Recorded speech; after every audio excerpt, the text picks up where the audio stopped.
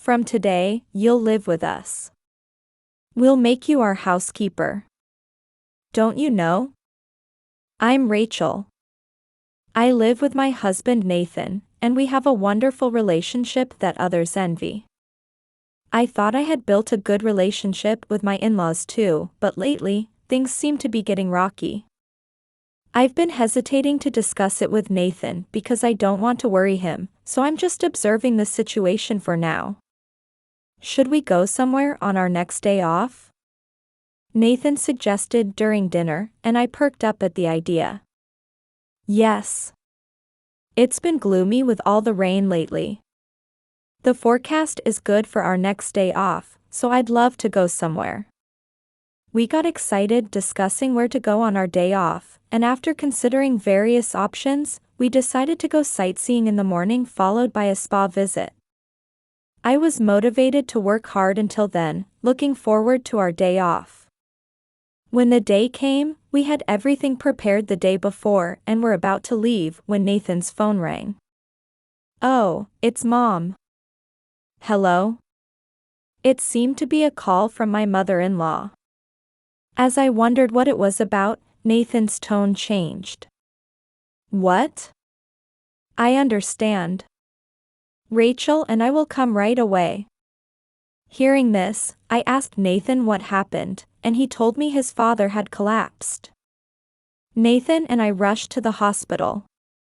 When we arrived and were about to ask at the reception where to go, we heard my mother-in-law's voice saying, "Oh my. You got here quickly."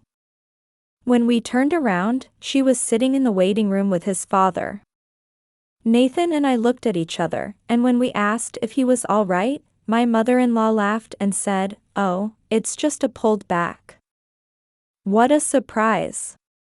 While we were relieved it wasn't serious, Nathan and I sat down, feeling drained. We had rushed over thinking it was an emergency, only to find this casual atmosphere. And we had to cancel our trip for this. I could feel my irritation rising. Looking at Nathan's face, I could tell he was annoyed too. Take us home then. We came here by taxi. I'll take you, but wasn't Father supposed to have collapsed? He collapsed because he couldn't move from the pain. I was so worried, I called a taxi right away. After taking the in-laws home, Nathan and I were discussing whether we should still go on our trip when my mother-in-law overheard us and asked where we were going. When we told her about our plans, she said it would be inconsiderate to go out when Father was suffering from his back pain and told us to cancel. I couldn't understand why she called us inconsiderate in this situation, and my anger was building. It felt like she just wanted to interfere with our plans. Nathan and I exchanged looks again, and as we were about to leave, she asked me to help with housework while we were there. Unable to refuse, I ended up helping my mother-in-law that day. Nathan apologized to me, but since it wasn't his fault, I smiled and said we could go on the trip another time, and we went home after finishing helping my mother-in-law. After getting home, Nathan and I talked about what a whirlwind day it had been, and we ordered delivery for dinner. Unable to contain my frustration about the day, I spoke to Nathan. You know, I couldn't help but think both your mom and dad were being awful today. Nathan seemed to feel the same way, nodding vigorously. I was getting irritated too, thinking they were deliberately trying to mess with us. We vented our frustrations to each other and felt a bit better. Nathan suggested we should try again on our next day off, and I looked forward to that. However, on our next day off, and the one after that, we kept getting calls from his parents with various requests, preventing us from going anywhere. As I was thinking they'd probably contact us again next week too, Nathan sat down next to me on the sofa. I told my parents we'll be unavailable next time because we have plans. So we're definitely going on that trip next time. While I was happy to hear this from Nathan, I wondered if his parents had really accepted it. Knowing Nathan, he would probably push forward with it for my sake even if they didn't approve. But I wanted to avoid any conflict between Nathan and his parents. Plus, I didn't want to add to Nathan's worries. "Are you sure?" I asked Nathan, and he replied with a mischievous smile, "I've been feeling lonely that we haven't had time for just the two of us lately. It's okay to say no sometimes, right?" I was so happy at the thought of finally getting to go on a date with Nathan that I hugged him. However, the night before our next day off, we're coming over, his parents suddenly showed up at our house. When Nathan asked what was going on, they said they thought it would be nice to stay over sometimes and suggested we all go out together tomorrow. When Nathan tried to decline, saying, "I told you we had plans, didn't I?" they insisted we could all go together and asked what our plans were. Nathan sighed awkwardly and explained that we wanted to spend time as a couple since we hadn't had much time together lately, but they insisted on coming along. Well, I want to eat something delicious. And I wanted to go shopping too. Let's go to the department store. That sounds good. I've been wanting a new pillow anyway. They suggested a completely different destination than what we had planned. Nathan tried to refuse, but I could tell his parents wouldn't back down. I reluctantly agreed, and Nathan apologized to me. Honestly, I was furious that they changed our plans to suit their own selfish convenience. I almost said, "If you want to go to the department store, why don't you two go by yourselves?" but I held it back. Instead, I just let out a sigh. "I'm so sorry. Who knows when we'll ever get to go on a nice trip together." "It's okay. And I was thinking, if we can't go on trips on holidays because of your parents, why don't we both take some weekdays off and go then?" "That's a great idea." Nathan and I got excited discussing this in our bedroom, and we decided to go along with his parents' wishes the next day.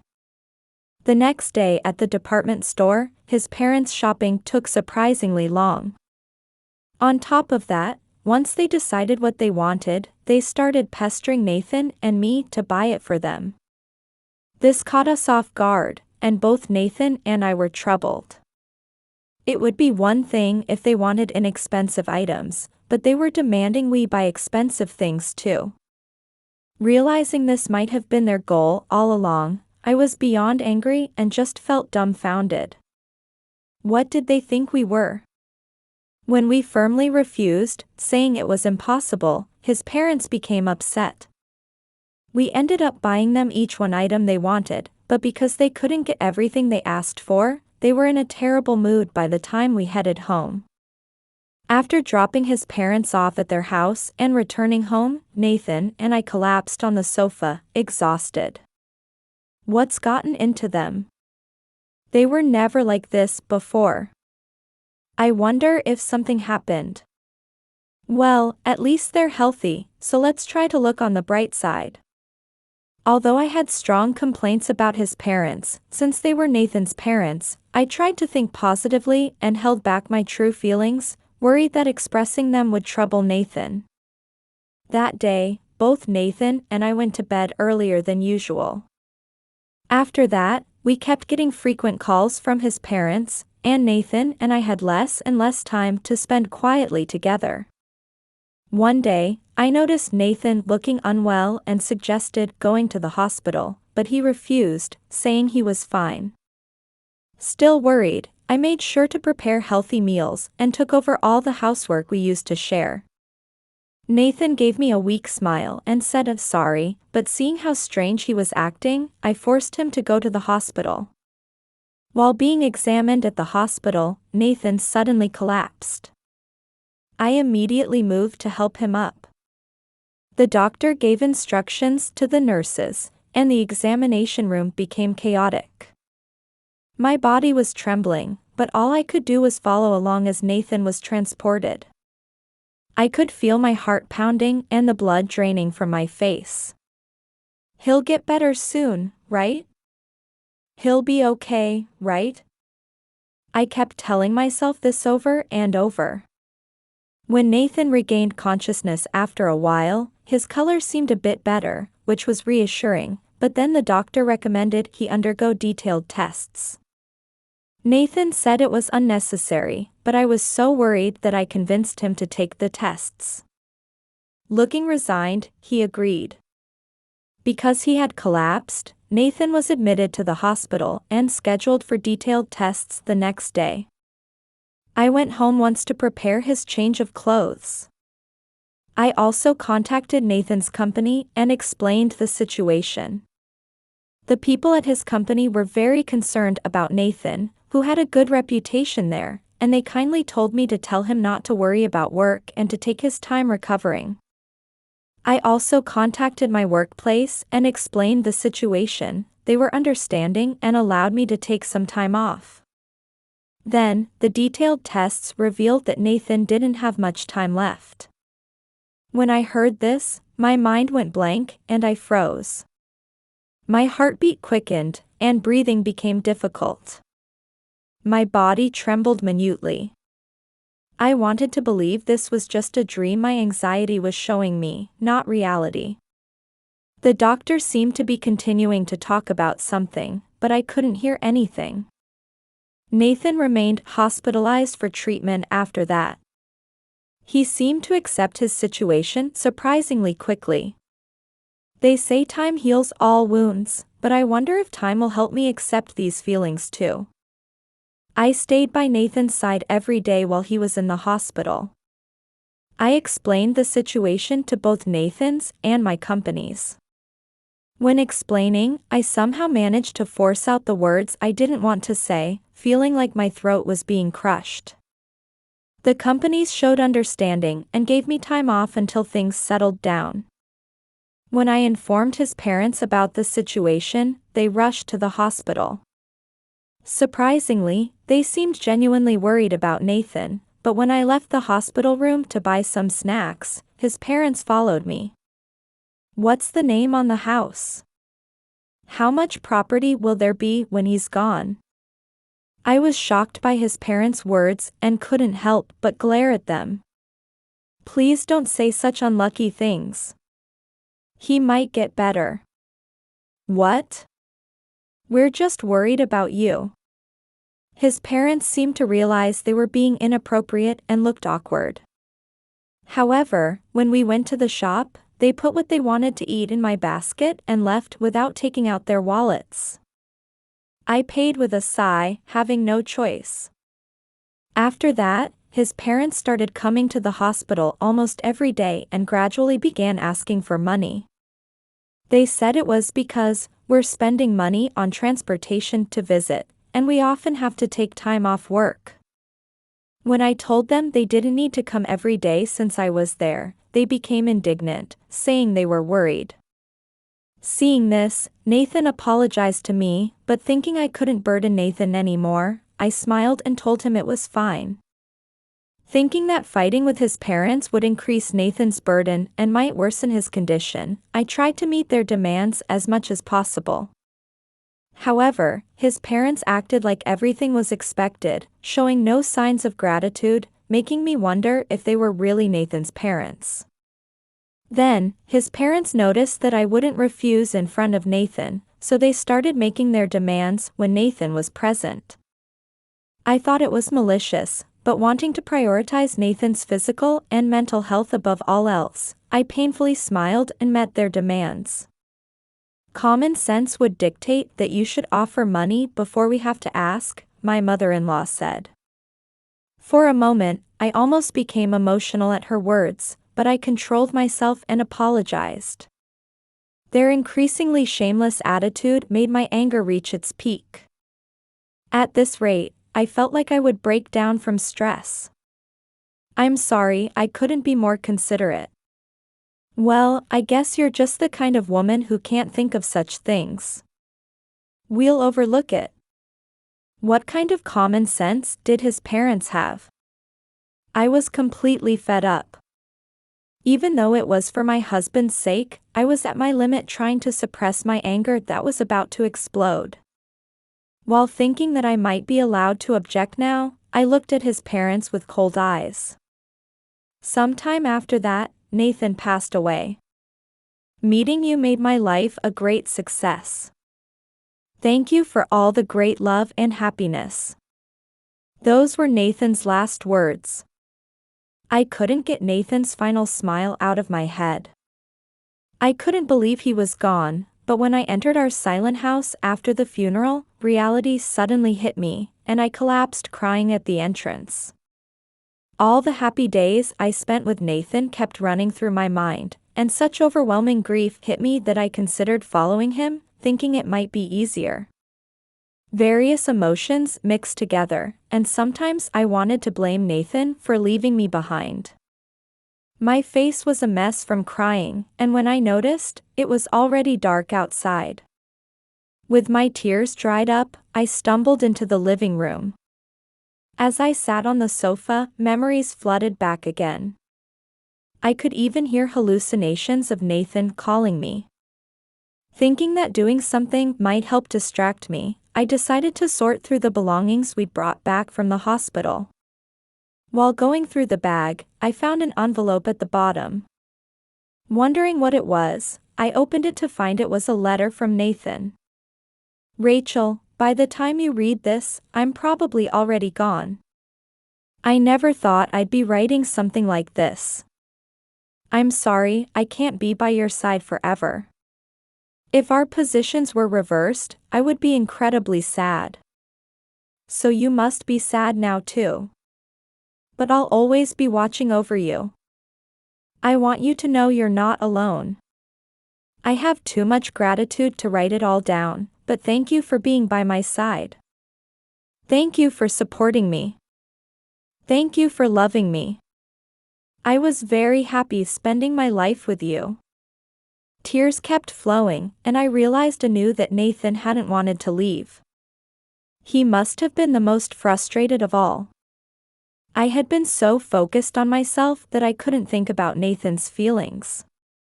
There were what looked like dried water drops on the letter, showing that Nathan had cried while writing it. I have received many things from Nathan. Looking at what I've lost won't help me move forward. I need to be strong, I thought, hugging the letter. Part of the letter also said, I'm sorry my parents caused you trouble, and I learned that he had been worried all along. Thinking that I couldn't make him worry even after he was gone, I slapped both my cheeks, telling myself I had to pull myself together. I talked to Nathan's photo. Thank you for the letter. I'll live strong, so watch over me. Thanks to Nathan's letter, I felt a little more energetic and returned calls to friends and colleagues who had been worried about me. Then I renewed my determination. After a somewhat long break, when I returned to work, I found myself feeling more positive than I expected. When I arrived at work, my colleagues were very concerned, but I thanked them and took care of the accumulated work. During a long weekend, I decided to visit my parents' home. When I arrived, my parents greeted me with smiles, and even without words, I realized how worried they had been. I spent several relaxing days at home to unwind. After telling my parents I would come again, I returned home on the last day of the long weekend to find my house was gone. My house had been demolished. I couldn't believe the scene before me and wondered if I had gone to the wrong place.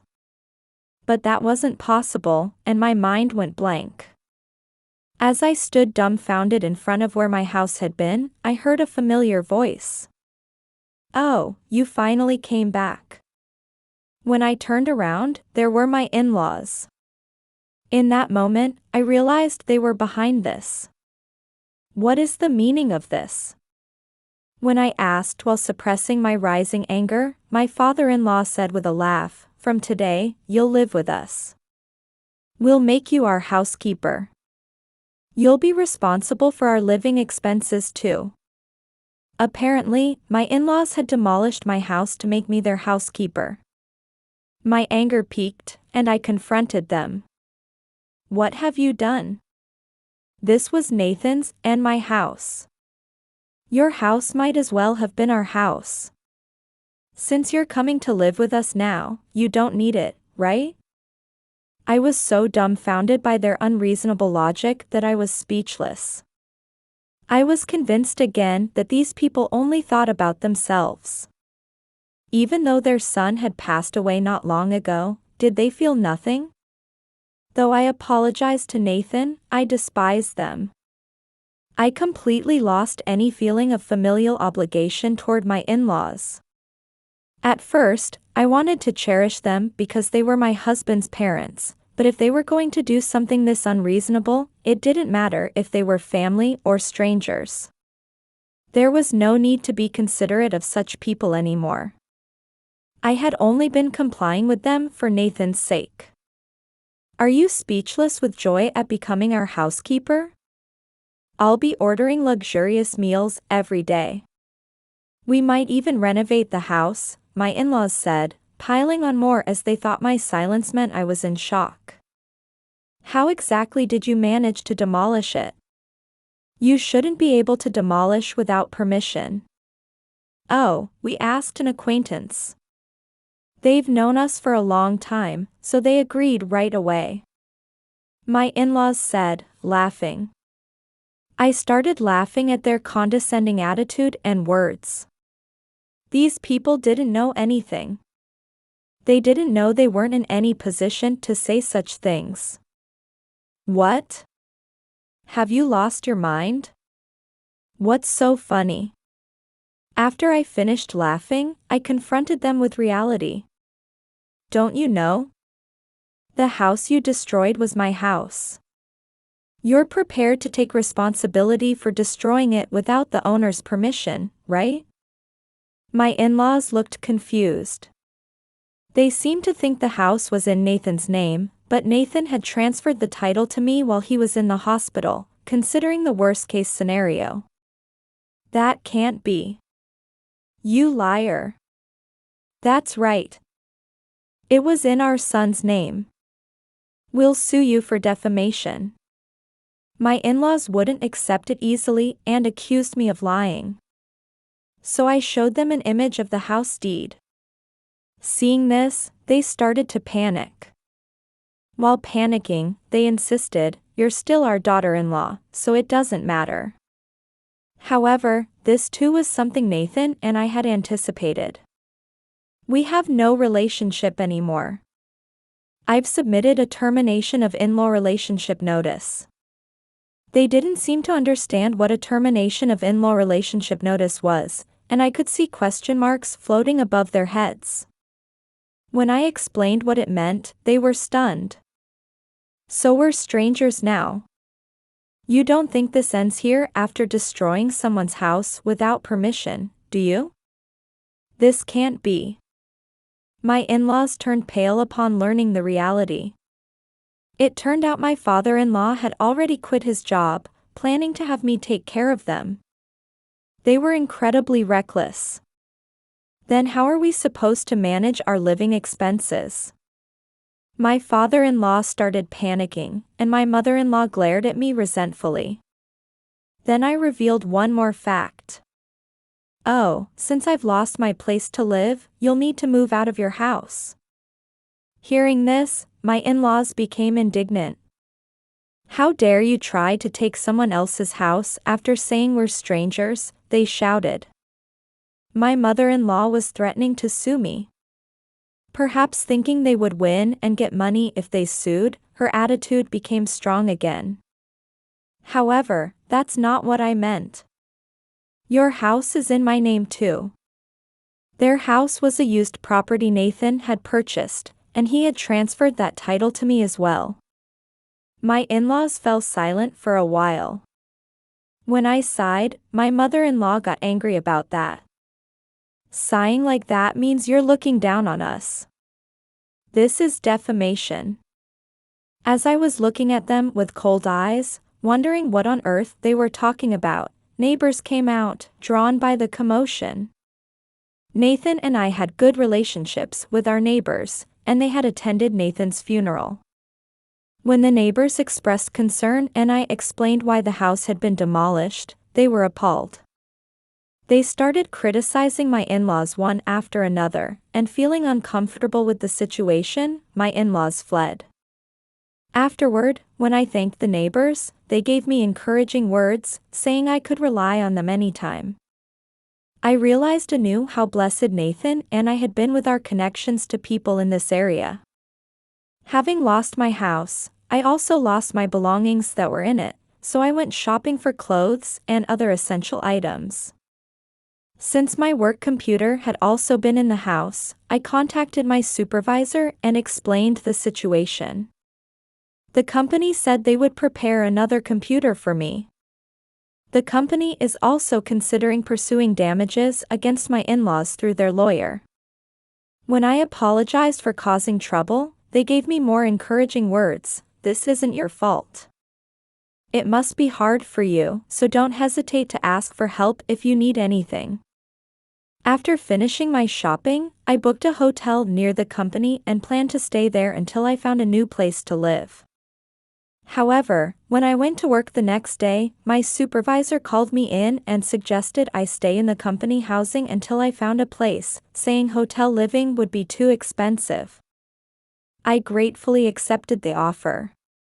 That night, when I moved to the company housing with my belongings, I was relieved to find it fully equipped with appliances and everything needed for daily life. As I was thinking about my next steps, my phone rang. Looking at the screen, I saw it was my mother-in-law. I answered right away. "Oh, have you decided when you're moving out?" When I started with that, my mother-in-law snapped back. "Don't you understand that this puts us in a difficult situation?" I was exasperated. When I criticized her for having the nerve to say that after arbitrarily demolishing my house, she yelled that such things didn't matter. As I was about to retort, she came out with something outrageous. "If you apologize now, I'll forgive you. From now on, you should provide us with financial support. Even though we're strangers now, you have a debt of gratitude to us for taking care of you, right?" Hearing this, I was stunned. They took care of me? I sighed deeply, wondering what they were talking about. My blood boiled remembering how much patience I had needed dealing with them and how much trouble they had caused us. I was about to refuse, but then I had an idea. "All right. I won't provide financial support, but I will repay my debt of gratitude." At this, my mother-in-law complained about my refusal to provide financial support. "We have no money because my husband quit his job. How do you expect us to live without support?" "That's not my problem. You quit on your own, didn't you?" Seemingly very frustrated, my mother-in-law passed the phone to my father-in-law. "Don't you have any consideration for taking care of your in-laws? Look, as I've said many times, we're strangers now. Actually, I'd like to cut ties completely, but I can't yet because you need to take responsibility for demolishing the house." At this, my father-in-law fell silent, and I could hear my mother-in-law shouting in the background. I couldn't help but laugh, thinking this was karma. While thinking how pathetic they were and how I never wanted to become like them, I heard my mother-in-law's voice again. "Then what do you mean by repaying your debt of gratitude?" "Oh, I'll sell the house you're currently living in or rent it to you. I think $1,000 per month would be reasonable for rent." At this, my mother-in-law fell silent. She must have realized what it meant to live in a house owned by someone else. After that, she hung up the phone, frustrated. After the call, I decided to leave everything to the lawyer for now.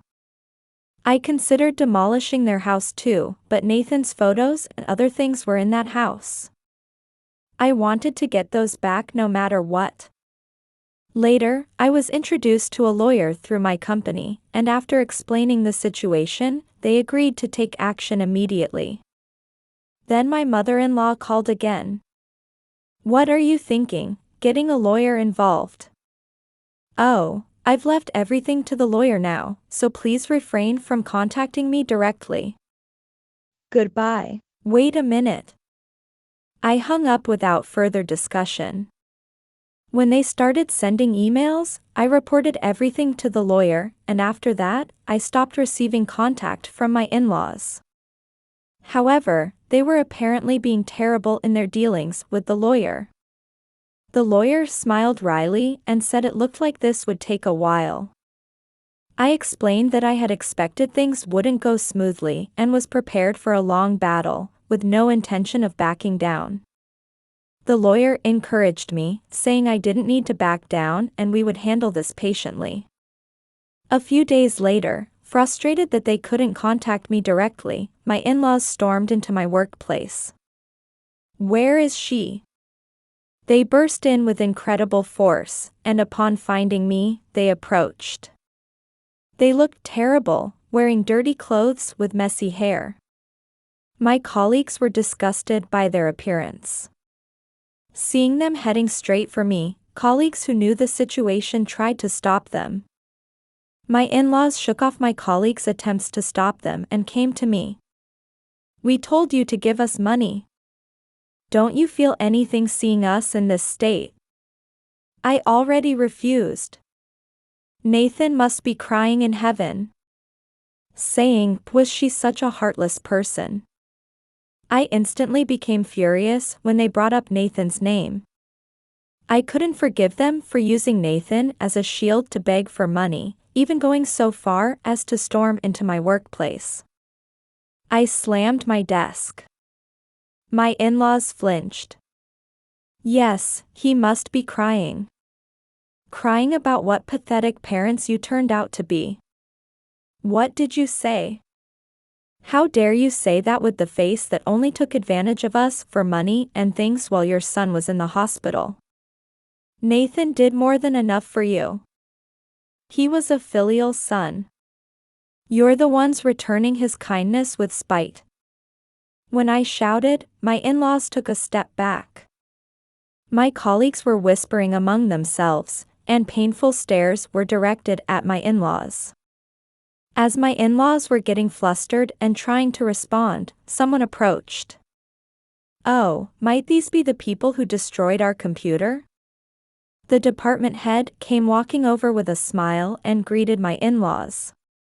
"Hello. We've heard about you. Currently, we're discussing with our lawyer about compensation for demolishing her house and destroying our computer in the process. You should be receiving a claim for damages soon, so please be aware of that." The department head maintained his smile throughout, but that smile was scary. What is this? Why are we being treated like this? Apparently realizing they were at a disadvantage from the reactions around them and the department head's words, my in-laws quickly retreated from the company. Afterward, the department head and my colleagues expressed their concern, but I apologized for causing trouble. However, they understood my situation and spoke kind words to me. Eventually, the lawyer reported that my in-laws had grudgingly decided to move out. They also agreed to pay substantial damages for arbitrarily demolishing the house, and apparently they were dejected when they went to sign the contract. Later, I was able to successfully retrieve Nathan's photos and other items. However, I couldn't bring myself to live in the house where my in-laws had lived, so I decided to put it up for sale. After that, I started discussions with the housing company we had used before about building another house in the same place where my house had been demolished. I was planning to build a single-story house this time. I was enjoying myself, thinking about maybe getting a dog. However, another incident occurred during these enjoyable days. One day, I got a call from my mother. "Rachel? Well, we have a bit of a problem." Listening to my mother's story, I learned that my in-laws had stormed into my parents' house, demanding, "Your daughter kicked us out of our house. Take responsibility," and were trying to get money from my parents. Hearing this, I immediately prepared to leave and told my mother to call the police for now. However, she said she would call the police only if necessary since my father was currently talking with my in-laws. Worried about my parents, I rushed to my childhood home. When I arrived, I could hear my in-laws' loud voices from inside, so I hurried in. "Hey! What are you doing to my parents?" I forcefully opened the living room door and said this. My in-laws were thin and still looked disheveled. My father-in-law tried to grab me as soon as he saw me, saying it was all my fault. My father stopped him. When I told my mother we should call the police after all, she hesitated. "Why are you hesitating? We need to call." "Well, before I called you, I called your brother. I have one brother." When I heard my mother had contacted my brother, I understood why she was hesitating to call the police. My father knew this too and apparently didn't want to involve the police. Understanding this, I decided to deal with my in-laws for now. According to my in-laws, they had borrowed money to pay the compensation to me and my company, but that wasn't enough, so they borrowed from relatives. When they couldn't repay as promised, they had conflicts with the relatives. Then all their relatives cut ties with them, but even with the ties cut, the debts remained, and they were in serious trouble. When they thought about how they ended up in this situation, they concluded it was my fault. Since they couldn't contact me, they decided to make my parents take responsibility. This is clearly your own doing. I could only be amazed at their story, which had no sympathetic aspects, and I thought these in-laws who could proudly tell such a story were beyond salvation. When I said this, my mother-in-law started yelling, "Shut up," and finally burst into tears. "If you want us to apologize, we will, so give back the money we paid," she said. When I immediately replied that was impossible, she started crying and pounding the floor. Seeing this, my father sighed, and my mother tilted her head saying, "Oh dear. Won't you help people who are struggling right in front of you?" "You're inhuman," my father-in-law shouted while rubbing my mother-in-law's back, but it wasn't convincing, and we just sighed again. These weren't words that should come from people who had caused so much trouble. "You've got some nerve asking for help after causing so much trouble for me and Nathan." "Of course I won't help you." Just then, we heard the front door open and my brother's voice saying, "I'm home." Hearing my brother's voice, my in-laws looked startled toward the entrance. My mother-in-law must have been fake crying, as I noticed she was now calm, and then my brother appeared. "Oh, so these are the ones who were troubling Rachel and Nathan." My in-laws fell silent when they saw my brother, who had entered with a smile. My brother is well built with a somewhat intimidating face. "You were late. Please take them away," my mother said, and my brother told my in-laws to stand up. My in-laws were confused and agitated. "Who are you? Rachel's brother? Take us where?" "Oh, I heard you were having money troubles, so I'll introduce you to some work." At these words, my in-laws started trembling. They must have been anxious about what kind of work they would be made to do. "No thank you. Don't worry, it's legitimate work. You're not in a position to be picky about jobs, are you? Come on, let's go. We can't work." "What's with that attitude?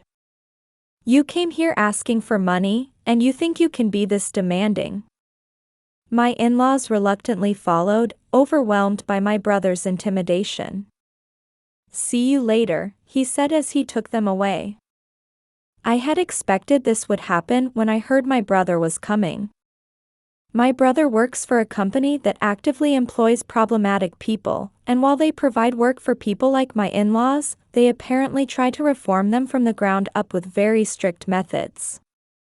Company housing is provided, but it's several decades old, and some rooms even have leaks. However, since most people have nowhere else to go, there are many who work while crying. I exhaled and made coffee.